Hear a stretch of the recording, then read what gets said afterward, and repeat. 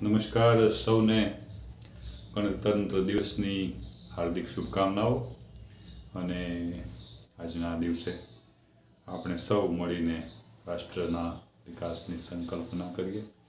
એક કવિ તરીકે આપ સૌને જ્યારે મારે શુભકામનાઓ આપવાની થાય છે ત્યારે અમારા અમરેલીનું ગૌરવ એવા રમેશ પારેખની એક ગઝલના થોડા શેર કહી અને આજની વાત મારી આપની સમક્ષ રાખવાની કોશિશ.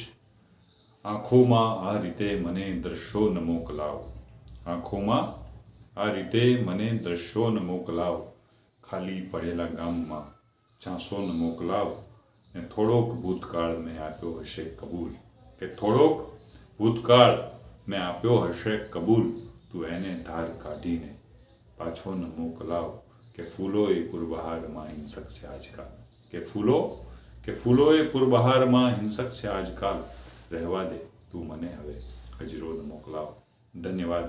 ગણતંત્ર દિવસની હાર્દિક શુભકામનાઓ.